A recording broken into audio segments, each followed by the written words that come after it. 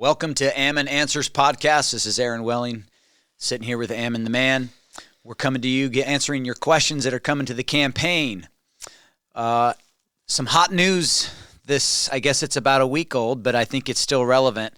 Homeless in Boise. Apparently he took a trip to the Capitol. There's a whole bunch of people camping out there, huh? Yeah, so I got some pictures, they were just sending it to me, and it looked like a, homeless encampment there just across from the state capitol. And I thought, well, and we better go down there and see what's going on. If you've visited Portland lately, it's unbelievable. Or any city. Like you go down to Las Vegas. My family lives about 80 miles from Las Vegas, so I've been down there a couple times. And there's entire streets, entire areas that are just completely covered with homeless people, and it's really terrible. I mean, they live right on the street, on the concrete, or wherever. They have these tents, and I mean, it's to me, it's disgusting. It looks like a terrible way to live. There's tons of drugs, and even from time to time, if you're there long enough, you'll see someone defecating on the sidewalk. And the police kind of just abandon the areas. They do. They have to. They can't spend all their time there. And so they almost abandon the area unless there's something major that goes on there. And every once in a while, a mayor or, somebody, commissioners or something will say, we're going to clean that area up and make them all move. And they just move to another area. And so when I saw this in Boise, I was a little concerned. I was a little nervous about what was going on there because that's exactly what it looked like. So I saw some of the news, I think, on Channel 7, saying something like they demanding human rights. I think the rights was everyone has a right to a warm bed. Now, you've done some research. You figured some stuff out that there's plenty of vacant warm beds, not government, but charity provided. Yeah, because, I got up this morning, walked to my truck, and I turned around and went and got my jacket because it was very cold. The wind's blowing, and I just can't imagine trying to stay outside in this weather. And so, your heartstrings are, pulled on a little bit, thinking that someone might not have a warm place to stay. And so, you might sympathize with this effort, for people to say, hey, there's homeless people out here and we need to take care of them. But the reality is in Boise and throughout Idaho is those people have beds to go to. They have a warm place to stay.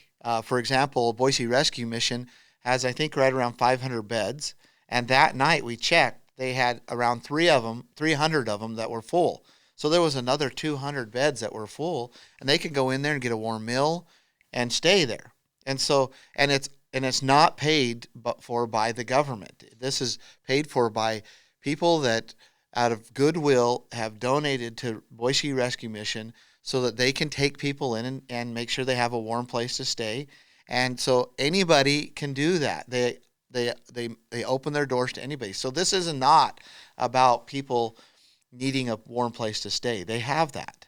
Yeah, the system's in place, but they want something different. I didn't hear this firsthand. This came, I heard it from someone else, right, reporting that they were actually, requesting that we just need $1,500 or up to $2,000 a month, and we'll take care of ourselves. Yeah, so that's actually came through me. I went down there and I spoke to I spoke to multiple people there.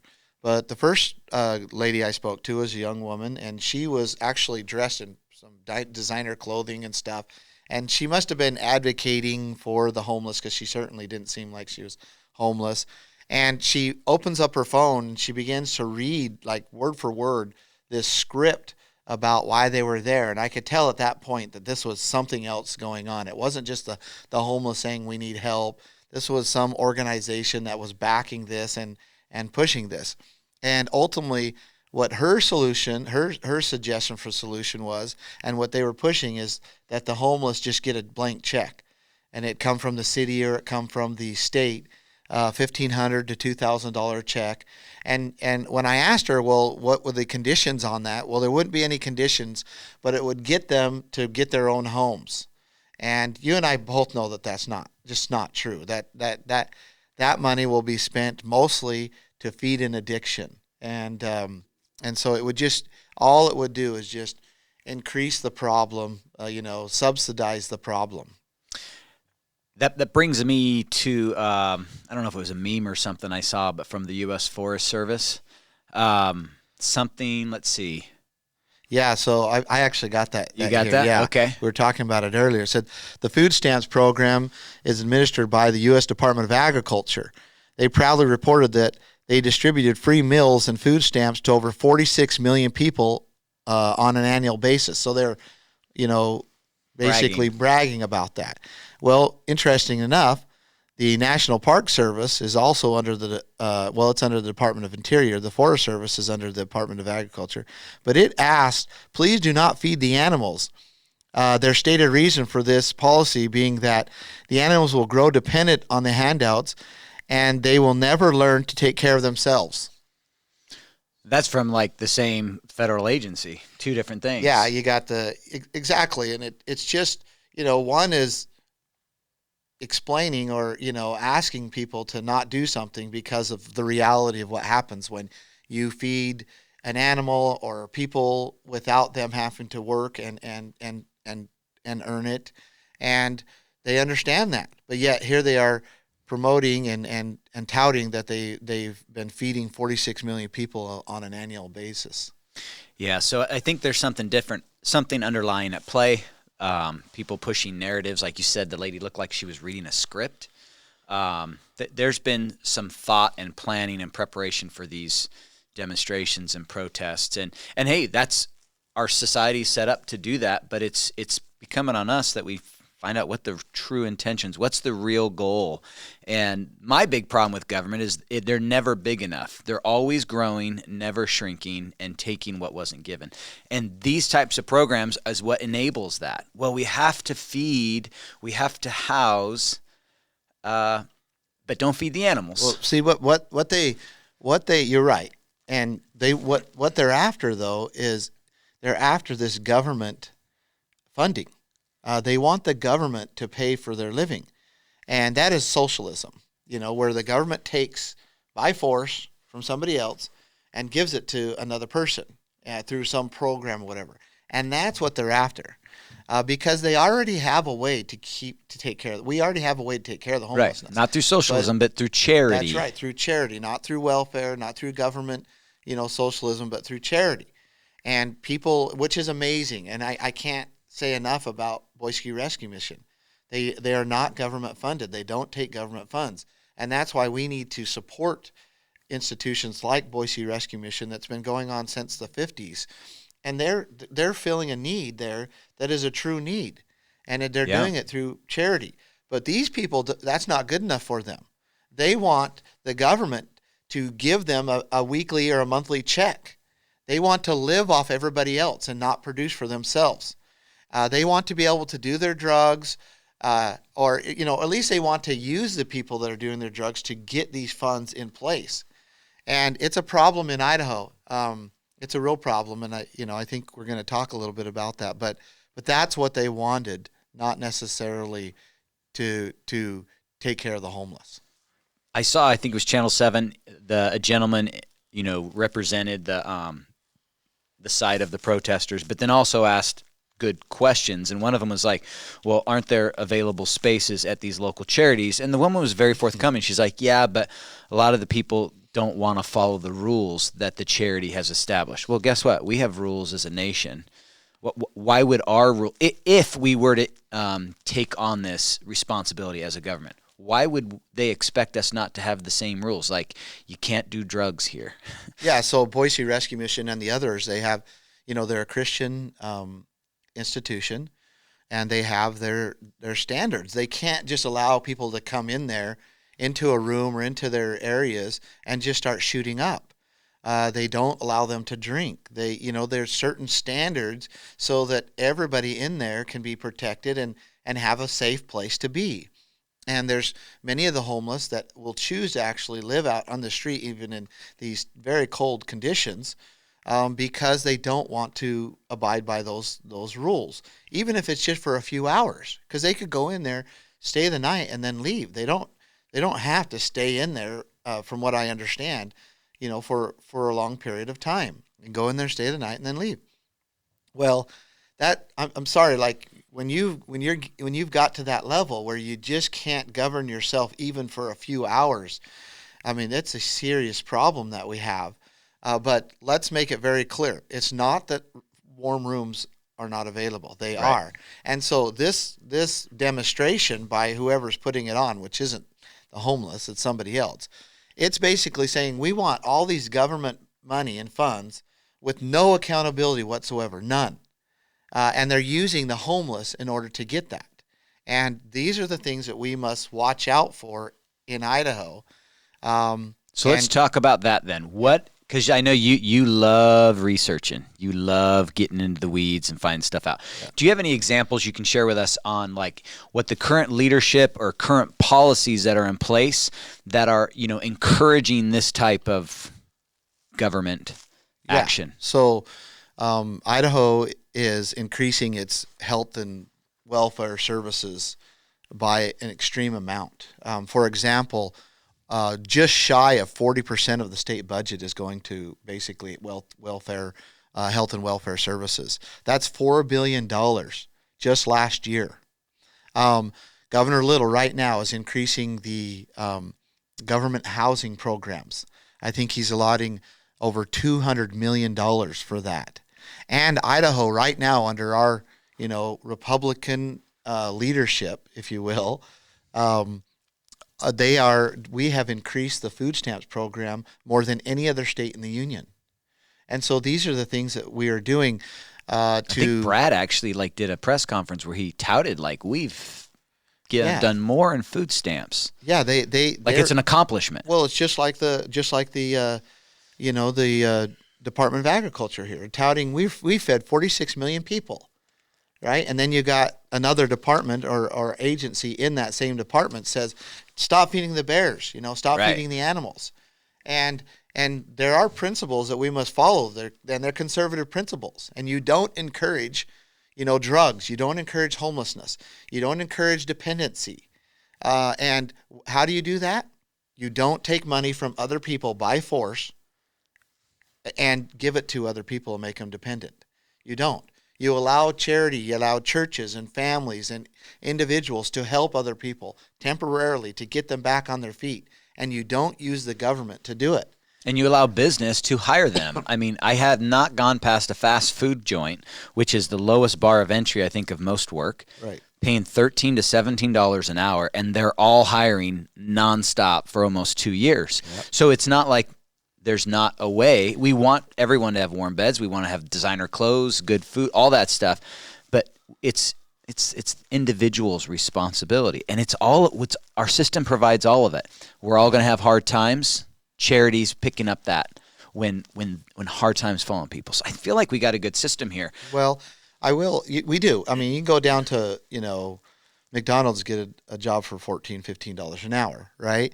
Now that's not enough to provide for a family. You and I both know that, but it's enough to provide for an individual under certain conditions. And there's no getting around that. We have an affordable housing crisis. Inflation has gone crazy thanks to our president. Fuel, everything. So we have those problems that make it even more difficult. But taking money from other people when there's already these issues going on to redistribute it to people who aren't willing to work for themselves is only going to make that problem even much worse, because then someone goes and gets a job for $14 an hour because they're trying to get themselves out of the rut of this dependency. They go get it, and a third of that's taken by the state so they can turn around and give it to somebody else. And that's not how you get out of the situation you're in. You need to be able to keep the wealth that you have. You need to be able to use it to rent and then educate yourself, maybe get a better job and keep doing that. And that's how you do it. And so you don't do it by more government programs and more government spending. And we're talking about in Idaho, $4 billion just last year going to the Department of Health and Human Services, and that's your welfare programs. Wow. Well, some of the questions that have come in are, okay, you went down there, you saw them, You have your position on it. You're now sitting as the governor. What do you have in mind to do to kind of to address this? Yeah, well, to make it very, very simple, and I have to do that, but because there's a lot of moving parts. But basically, to transfer this effort of the government redistributing wealth and trying to provide all these institutions and replacing the family and the church and the individual, the government, rather than the government doing that, we're going to transfer that and push that back upon, families, churches, individuals, and there's a responsible way to do that to make sure it's successful. And Okay. it's going to take, several years to do that. But, churches should play a huge role, just like Boise Rescue Mission. That's what they do. And they're so they're so much better at it than any government institution that you go to. So much better at it. And it's because, they have these principles and they have these standards, and every dime they get is like sacred funds to them. So they spend it, in a way that truly helps the individual.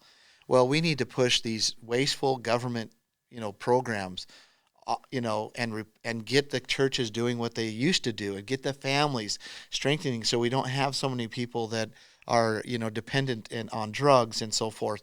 And that's what we need to do: support the family, support the church, and support the individual. Got it. Okay. Now, we don't need to spend too much time on it, but your Keep Idaho, Idaho also kind of addresses it, because housing prices are really high, and that's because there's a shortage of land. Looking for a building lot is really, they're hard to find. And so you kind of address that as a separate issue, like, hey, let's bring housing to be affordable, because we've got kids, you've got people of all different walks of life, and they're just having a hard time getting it. So it's real, and there's something that we can do, and you've already addressed that. But I think we talked about this. Go to votebundy.com, go to the Keep Idaho plan, and read through that, and get familiar with that, and also subscribe to votebundy.com. Go there and subscribe, and I will continue to communicate with you about our plans to, help the affordable housing crisis, to make sure we don't destroy our number one industry, to eliminate property tax so our properties are truly ours, and how we stop the establishment in Idaho taking us down this path that Oregon and Washington and California and Nevada and New Mexico and Colorado, all those states were conservatives. They went down this same path. And Idaho will, for sure, in the direction we're going now, with the leadership we now, become another Oregon. And we're seeing it. We're seeing these incremental things happening in our state that are going to bring us that. And these, food stamp programs, government housing programs, and this massive amount of money that we're spending on a state level for welfare programs will take us right there, because we're attracting the wrong people. We're attracting those people who are looking for programs, and they'll come to Idaho, and then we encourage that when they're here. Right. Well, let's talk about something else that's popped up. This is from Central District Health. Yes. So that's the district that covers Boise, correct? Yes. All right. They put up this, I think it was on social media, they put up this poster. And it's titled "Power to Protect Your Family." Right. And then it's got this interesting illustration. I'm not sure what it's there.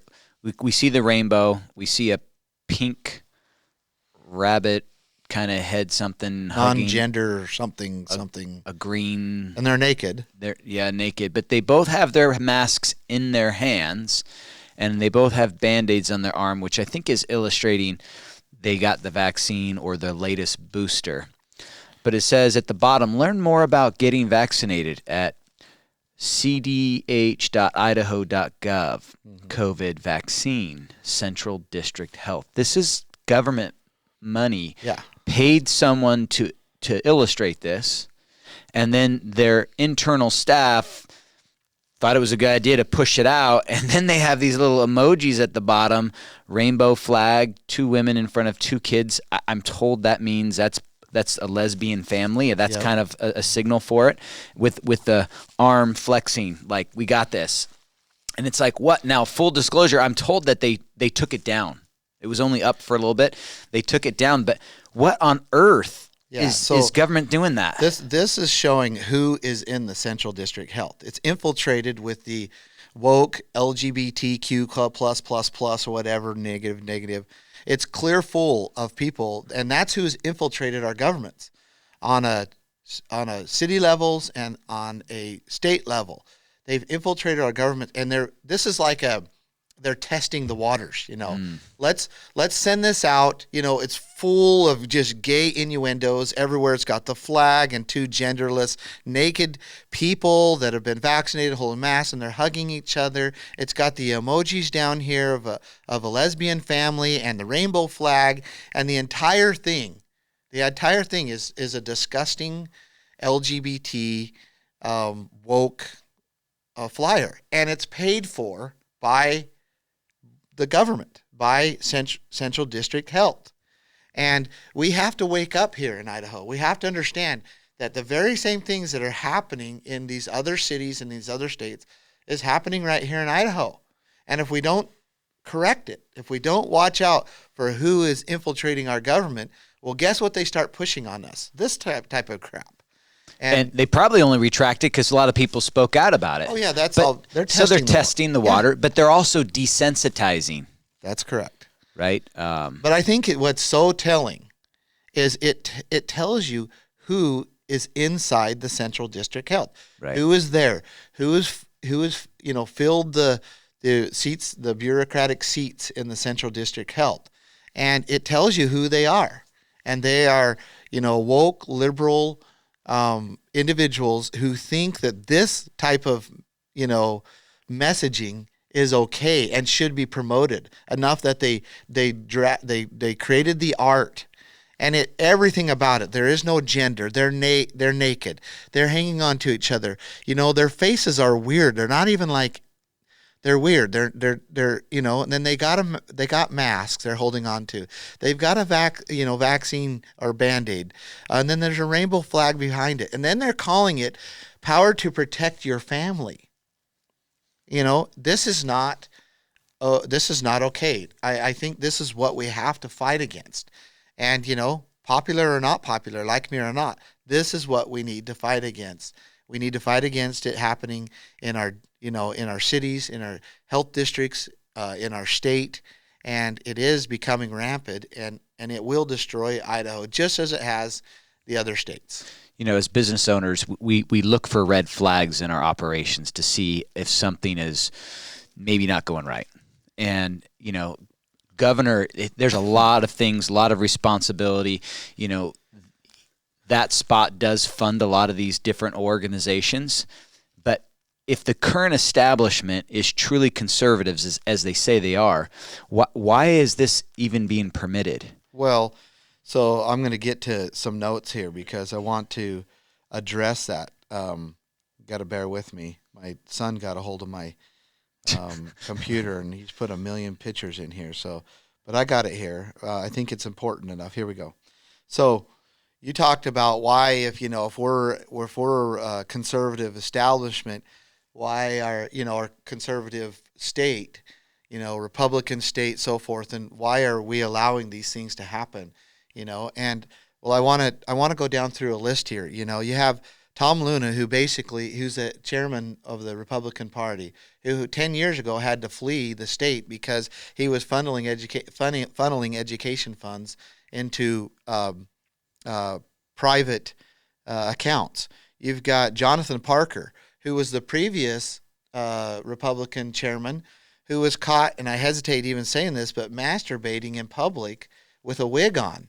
And so he's actually in jail. They kicked him out. They said, well, you've been caught, so you can't be the chairman for the Republican Party anymore. You got Mike Crapo, who has a DUI.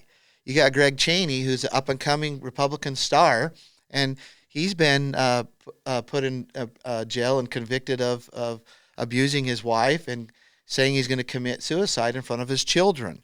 You've got Butch Otter, who has a DUI.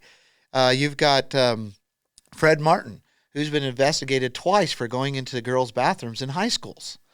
You've got others, the couple representatives, the in the Republican Party that were using state funds to have an affair. You've got Larry Craig, who was caught, I think, in Minnesota. Don't in the airport, right? Yeah, in the airport, soliciting homosexual sex. And then you got, our Ada County Sheriff who just left, Bartlett, who was, again, a leader in the Republican Party, who had to leave and abandon his sheriff position because he was giving promotions for sexual favors. This is our Republican Party here in Idaho.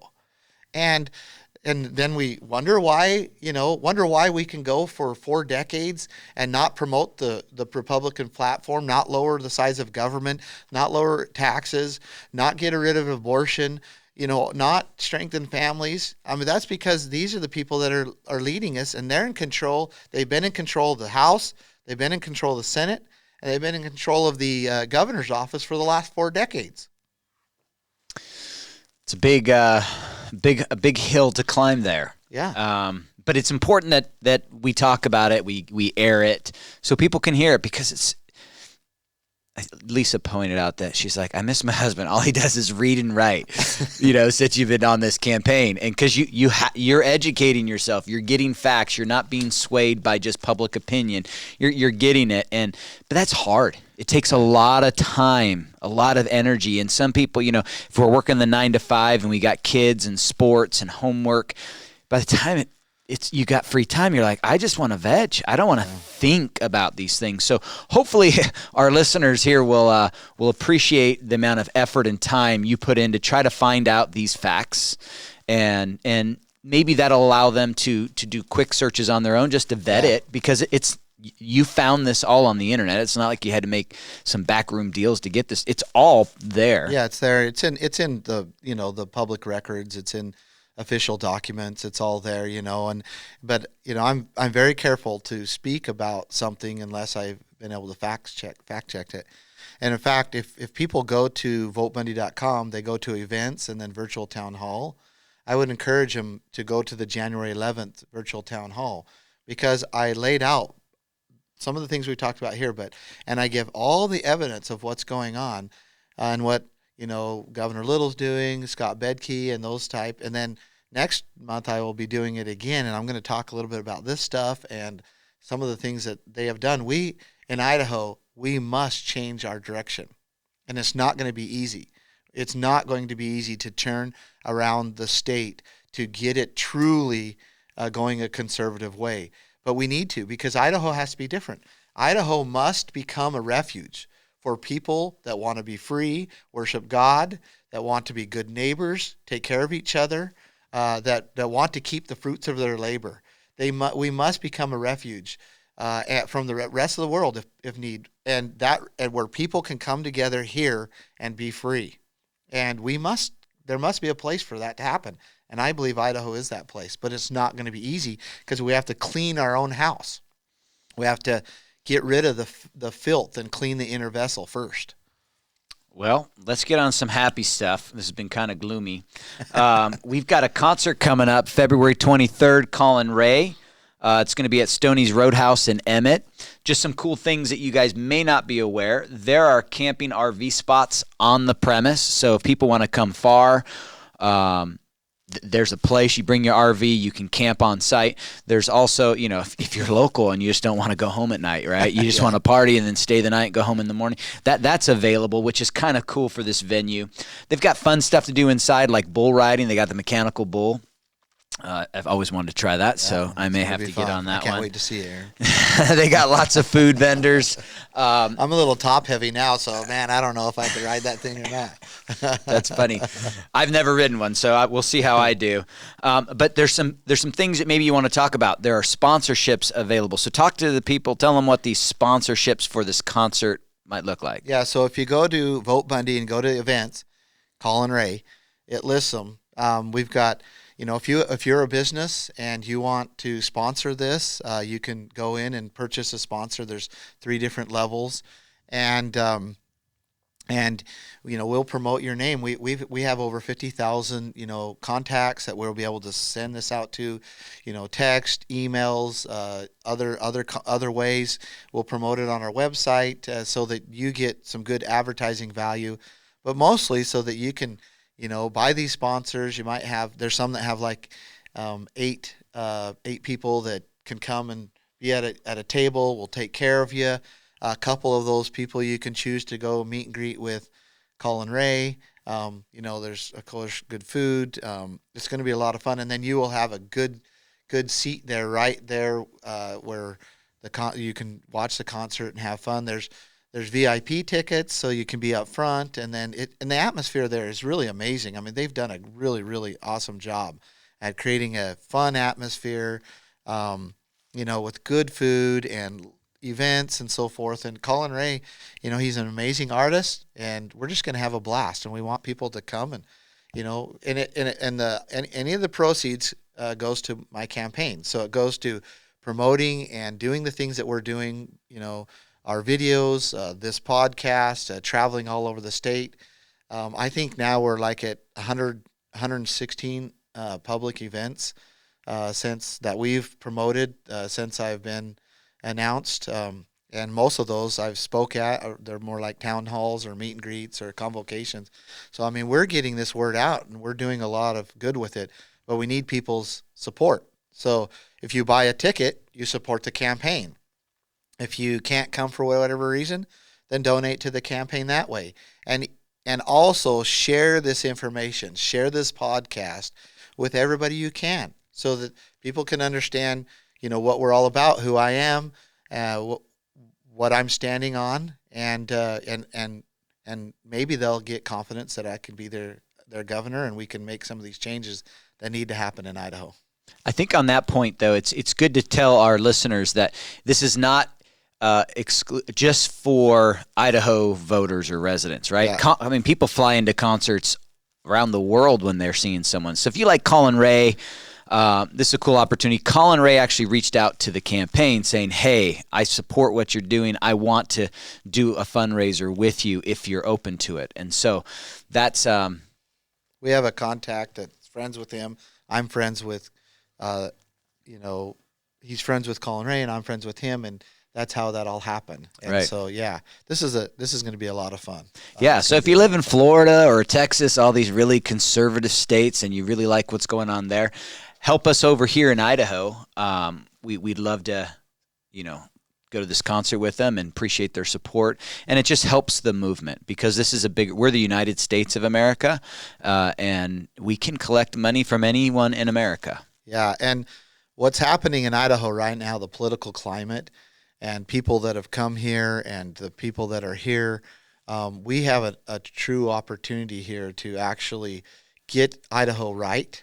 Idaho is small enough and conservative enough that we can get it right, and we can be that example of how freedom will bring prosperity, happiness, peace, and the rest of the states can look at Idaho. So your money is not wasted donating to my campaign because Idaho truly has a chance to be conservative and to spread that message of freedom throughout the United States and throughout the world, where other states, it's just, statistically almost impossible, but not Idaho. So we need your support.